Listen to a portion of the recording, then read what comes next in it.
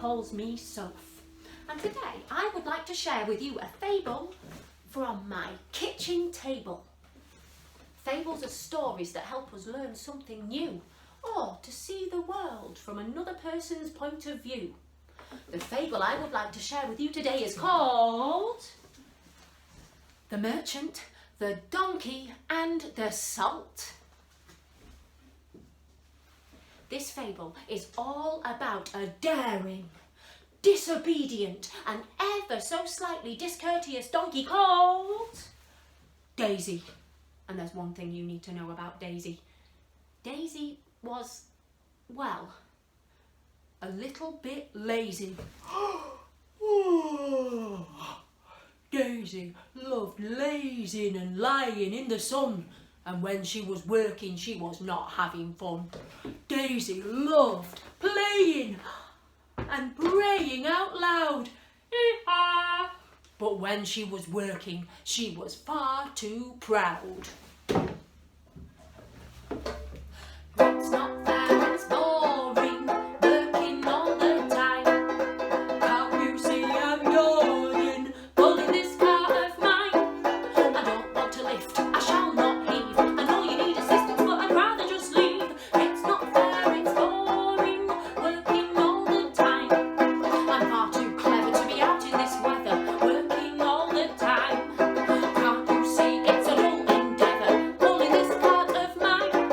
I may be strong, but it takes too long. I know you're thinking lazy, and boy, you're not wrong. It's not fair, it's boring, working all the time. Working all the time.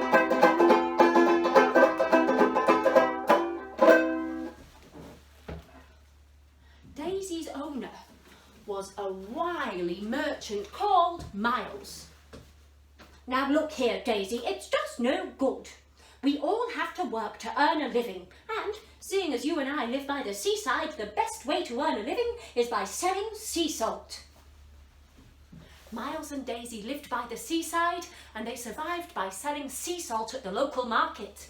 Daisy's job was to carry the salt to market on her cart. Every morning, Miles would load up the cart with sacks of sea salt, strap Daisy in, and then they would travel, Daisy, Miles and the heavy cart, away from the beach, up the hill, down the valley, past the river, through the trees, until they reached the village market. But Daisy was lazy. Oh, she hated pulling that cart, lugging salt from place to place. Even when Miles fed her sweet oats at the end of each day, she would still say, "It's not fair, it's boring. I have to heave this heavy cart to market while he makes all the money. It's not funny and it's no fun. I'd much rather laze or sit in the sun." But Miles made a fortune from his salt selling business. People would come from miles around to buy it. The posh restaurants would sprinkle it on their steaks, and the local cafes used it for their fish and chips. Now look here, Daisy, it's still no good. We all have to muck in and do our bit. Don't you have a lovely beach hut to sleep in? And a lovely beach to play on? And sweet oats to eat? In return, I need you to keep taking salt to market. I'm the brains behind this outfit and you're the muscle, so you just keep pulling that cart. So, disobedient Daisy hatched a devilish plan. That wily Miles thinks he's so smart, but donkeys are noble and clever. I'll show him who's the brains behind this outfit. On Monday morning, Miles loaded up Daisy's cart with sea salt ready to sell at the market. It was a lovely sunny day and he knew it would be busy, so he added some extra salt to Daisy's load. Daisy complained all the way. "Silly salt sacks, horrid heavy cart. I'll show him that a donkey can be smart." Daisy heaved the heavy cart all the way up the hill, down the side of the valley, towards the river. And when Daisy reached the river, she stopped. She bucked, and she fell down, down, down, and into the water. Splash! Blub, blub, blub, blub, blub, blub, blub. "Oh no! I've fallen into the water. Help! Help! Blub, blub, blub, blub, blub, blub, blub."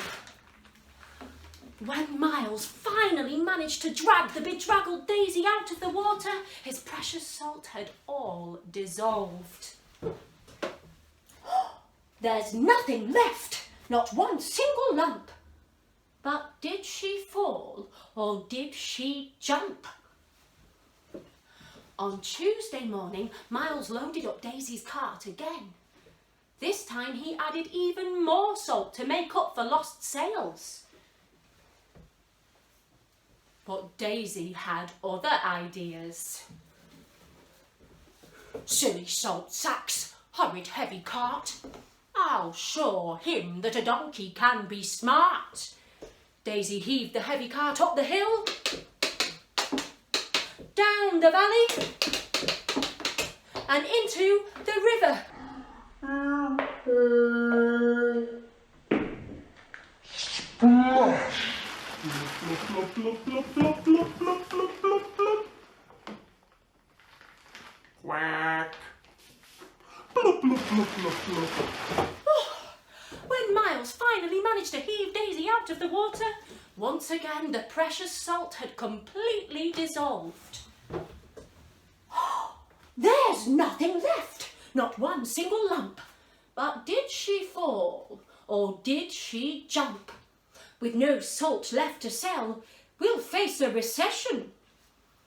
It's time I taught that disobedient Daisy a lesson." On Wednesday morning, Miles started to load up Daisy's cart as normal. But this time, things looked a little bit different.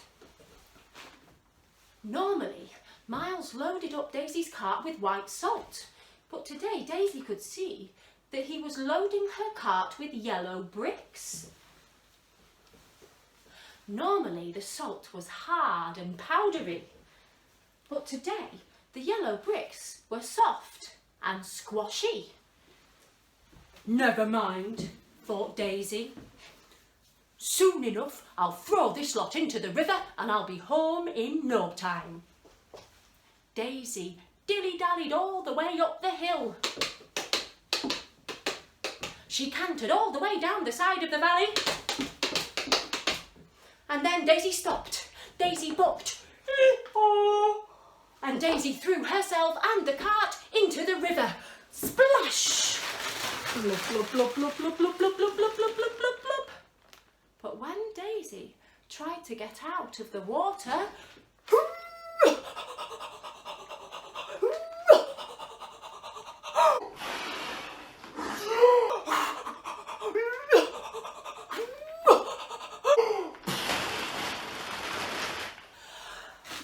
Daisy finally managed to drag herself and the cart out of the water. The cart was so heavy she could hardly move. The sponges had soaked up all the water and become even heavier than before. "What's the matter, Daisy? Didn't you enjoy your swim?" "Nah, seeing as we've no salt left to sell, I've had to move into a new business, sponges. So chop chop, off we go to market or otherwise we'll be late." Poor Daisy had to heave the heavy load of soaking wet sponges all the way through the trees to market. By the time they arrived, Daisy was absolutely exhausted and it was starting to get dark. "Now, Daisy, I hope you've learned your lesson. We all have to muck in and do our bit. not to load up your cart with quite so much salt, as long as you promise to keep coming to market with me every day."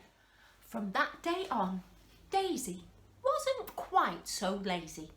She didn't complain about work as much, and she always tried to muck in and do her best. And Miles wasn't quite so wily. He always made sure Daisy was well cared for and well fed, and he never ever overloaded her cart again. And once a year, Daisy even had a holiday where she could laze in the sun all day long.